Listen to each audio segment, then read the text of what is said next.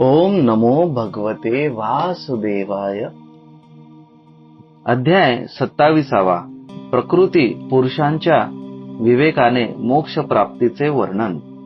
श्री भगवान म्हणाले, ज्याप्रमाणे पाण्यात प्रतिबिंब झालेल्या सूर्याच्या पाण्याची शीतलता, चंचलता आदी गुणांशी संबंध येत नाही, त्याचप्रमाणे प्रकृतीचे कार्य असणाऱ्या शरीरात राहूनही आत्मा त्यांच्या सुखदुःखादी धर्मांना लिप्त होत नाही, कारण तो निर्विकार, अकर्ता आणि निर्गुण आहे. परंतु जेव्हा तो प्रकृतीच्या गुणांशी आपला संबंध जोडतो, तेव्हा अहंकाराने मोहित होऊन मी करता असे मानू लागतो. त्यामुळे तो देहाच्या संबंधाने केलेल्या पुण्य पापरूप कर्माच्या दोषांमुळे आपले स्वातंत्र्य आणि शांती गमावून बसतो आणि उत्तम, मध्यम आणि नीच योनीमध्ये जन्म घेऊन संसार चक्रात फिरत राहतो. ज्याप्रमाणे स्वप्नातील भय शोकाचे काहीही कारण नसताना सुद्धा स्वप्नातील पदार्थांशी संबंध जोडल्यामुळे सुख दुःख भोगावे लागते, त्याचप्रमाणे संसाराचे अस्तित्व नसून सुद्धा अज्ञानाने विषयाचे चिंतन करीत राहिल्याने जीवाची संसार चक्रातून कधी सुटका होत नाही.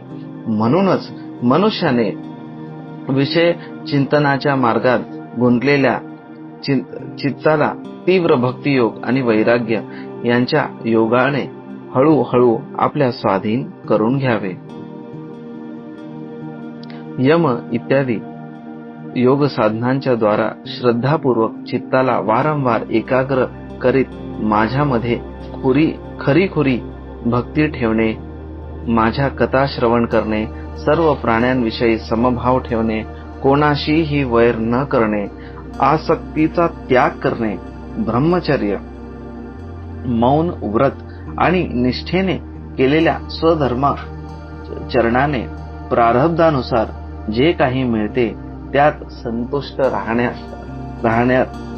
राहण्याने, शरीर रक्षणाला आवश्यक तितकेच भोजन करण्याने, नेहमी एकांतात राहण्याने, शांत स्वभावाने सर्वांचा मित्र बनून दयाळू व धैर्यवान राहण्याने, प्रकृती आणि पुरुषांच्या वास्तविक स्वरूपाच्या अनुभवाने प्राप्त झालेल्या तत्वज्ञानामुळे स्त्री पुत्रादी संबंधितासह या देहाबद्दल मी माझे असा खोटा अभिमान धारण न करण्याने, बुद्धीच्या जागृती इत्यादी अवस्थांपासून अलिप्त राहण्याने, तसेच परमात्म्याशिवाय दुसरी कोणतीच वस्तू न पाहण्याने, आत्मदर्शी मुनी डोळ्यांनी सूर्य पहावा तसा आपला शुद्ध अंतकरणाने परमात्म्याचा साक्षात्कार करून घेतो आणि जे देहादी उपाधींपासून वेगळे अहंकारादी खोट्या गोष्टींमध्ये सत्य रूपाने भासणारे जगाचे कारण असलेल्या प्रकृतीचे अधिष्ठान, महदादी कार्यवर्गाचे प्रकाशक आणि कार्यकारण रूप संपूर्ण पदार्थांमध्ये व्यापलेले आहे, त्या अद्वितीय ब्रह्मपदाला प्राप्त होतो.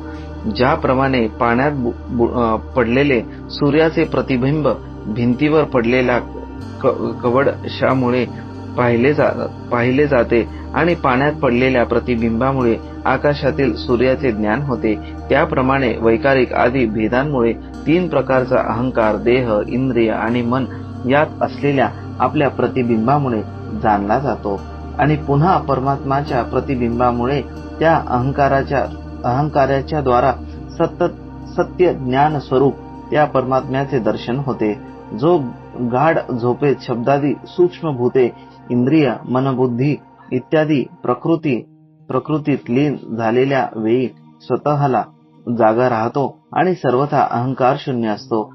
ज्याप्रमाणे धनाचा नाश झाल्यानंतर मनुष्य आपणच नष्ट झालो असे मानून अत्यंत व्याकुळ होतो, त्याचप्रमाणे हा द्रष्टा आत्मा सुद्धा सुषुप्ती अवस्थेत आपल्या उपाधिभूत अहंकाराचा नाश झाल्या कारणाने भ्रमाने आपणच नष्ट झालो असे समजतो. या सर्व गोष्टींचे मनन करून विवेकी पुरुष, जो अहंकारासहित सर्व तत्वांचे अधिष्ठान आणि प्रकाशक आहे, त्या आपल्या आत्म्याचा अनुभव घेतो. देवहूतीने विचारले, प्रभो, पुरुष आणि प्रकृती दोन्हीही नित्य आणि एकमेकांच्या आश्रयाने राहणारी आहेत. म्हणून प्रकृती तर पुरुषाला कधीच सोडू शकत नाही. जसे गंध आणि पृथ्वी, रस आणि पाणी ही एकमेकांपासून वेगळी राहत नाहीत, त्याचप्रमाणे पुरुष आणि प्रकृती सुद्धा एक दुसऱ्याला सोडून राहत नाहीत. म्हणून जिच्या आश्रयाने अकर्त्या पुरुषाला हे कर्मबंधन प्राप्त झाले आहे, त्या प्रकृतीचे गुण शिल्लक असताना पुरुषाला कैवल्यपद कसे प्राप्त होईल? जरी तत्वाचा विचार केल्याने एखादे वेळी हे संसार संबंधांचे तीव्र भय नाहीसे झाले, तरी त्याला कारण असणाऱ्या प्रकृतीच्या गुणांचा नाश न झाल्याने ते भय पुन्हा उपस्थित होऊ शकते. श्री भगवान म्हणाले, ज्याप्रमाणे अग्नीचे उत्पत्ती स्थान असलेले लाकूड आपणच उत्पन्न केलेल्या अग्नीपासून जळून भस्म होते, त्याचप्रमाणे निष्काम भावाने केलेल्या स्वधर्म पालनाने अंतःकरण शुद्ध झाल्यामुळे पुष्कळ काळपर्यंत भगवत कथा श्रवणामुळे वाढलेल्या माझ्या तीव्र भक्तीने, तत्व साक्षात्कार करणाऱ्या ज्ञानाने, प्रबळ वैराग्याने, व्रत नियमांसहित केलेल्या ध्यानाभ्यासाने आणि चित्ताच्या प्रगाढ एकाग्रतेने पुरुषाची प्रकृती रात्रंदिवस क्षीण होत होत हळूहळू नाहीशी होते. नंतर नेहमी दोष दिसल्याने भोगून त्यागलेली ती प्रकृती आपल्या स्वरूपात स्थित आणि स्वतंत्र असलेल्या त्या पुरुषाचे काहीही बिघडवू शकत नाही. ज्याप्रमाणे निद्रिस्त पुरुषाला स्वप्न कितीही अनर्थाचा अनुभव देत असेल तरी जाग आल्यावर त्याला ते कोणत्याही प्रकारे मोह उत्पन्न करीत नाही. त्याचप्रमाणे ज्याला तत्वज्ञान झाले आहे आणि जो नेहमी माझ्या मध्येच मन लावून राहतो, त्या आत्माराम मुनीचे प्रकृती काहीही बिघडवू शकत नाही. जेव्हा मनुष्य अनेक जन्मामध्ये पुष्कळ काळापर्यंत अशा प्रकारे आत्मचिंतनाच निमग्न राहतो, तेव्हा त्याला ब्रह्मलोकापर्यंतच्या सर्व प्रकारच्या भोगविषयी वैराग्य निर्माण होते. माझा तो धैर्यवान भक्त माझाच मोठ्या कृपेने तत्वज्ञान आत्मसात करून आत्मानुभवाने सर्व संशयातून मुक्त होतो आणि पुन्हा लिंग देहाचा नाश झाल्यावर एकमात्र माझाच आश्रय असणाऱ्या आपल्या स्वरूपभूत कैवल्य संध्या असणाऱ्या माझ्या त्या मंगलमय पदाला सहजच प्राप्त करून घेतो. तेथे गेल्यानंतर योगी पुन्हा संसारात येत नाही.